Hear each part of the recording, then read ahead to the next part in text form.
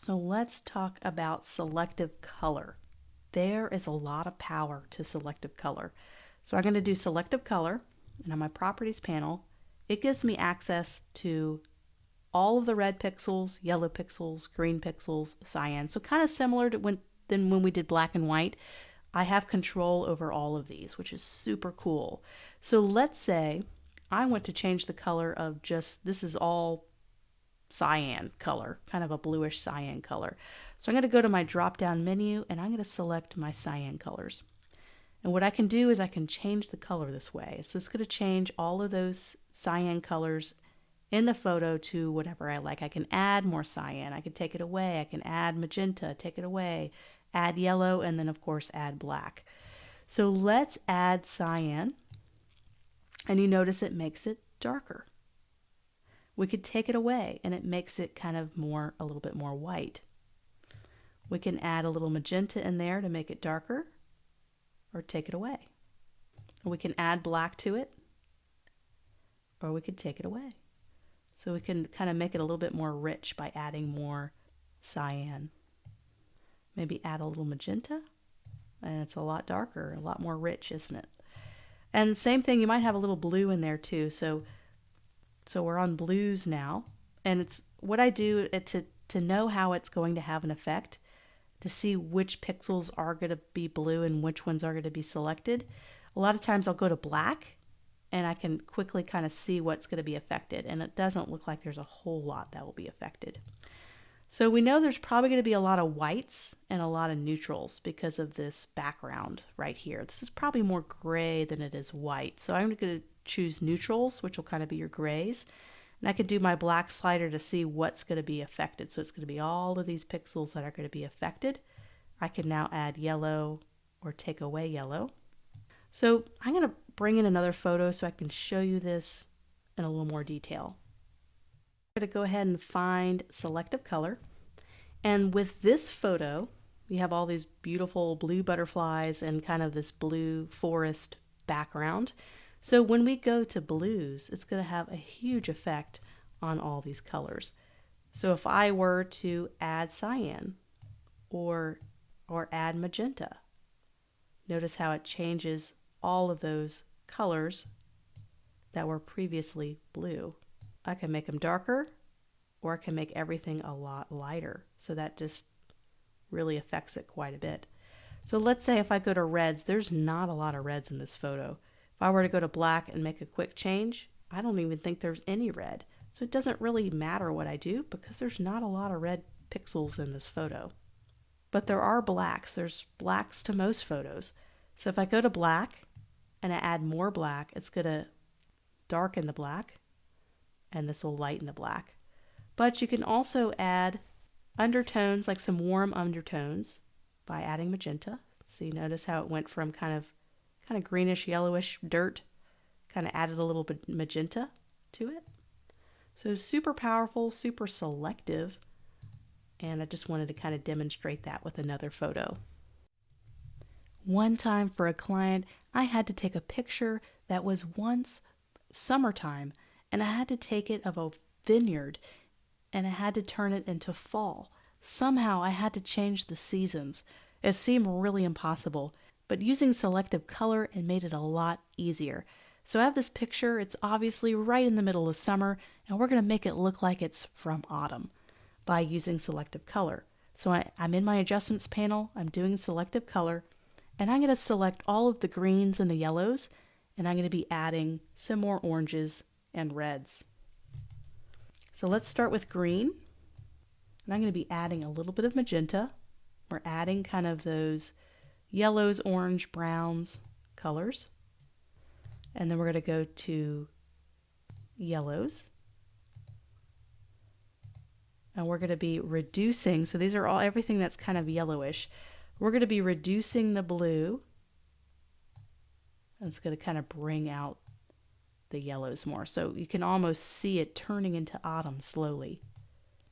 I'm going to add a little bit of magenta. It's going to kind of make it a little more brown tones coming in. I'm going to do magenta, and you can see it's kind of bringing out oranges. We can add yellows. And we even go to our reds, and anything that was red, we want to make it more red, right? We want to bring out reds. So let's add a little magenta.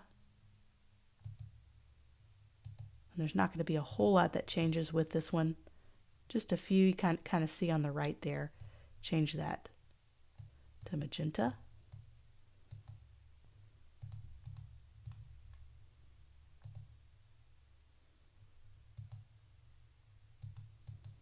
And just like that, we were able to take something. I'm going to go ahead and toggle the selective color off and on.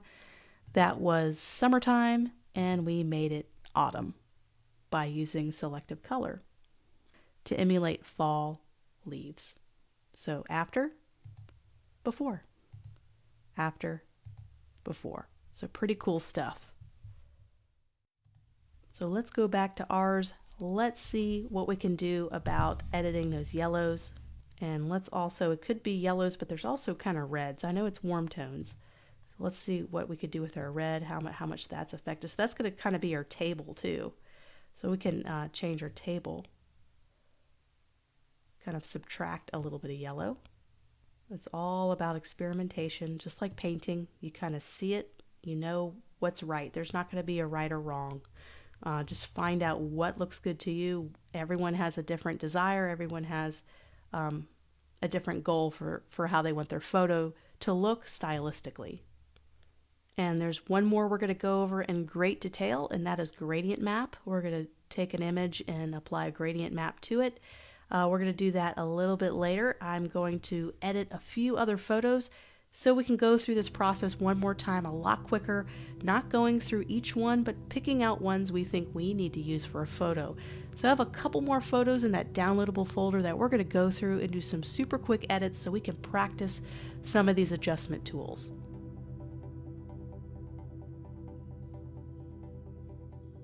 So this is our after of our hourglass, and we can go back to the before, and sometimes you don't realize how many changes you make until you see the original photo.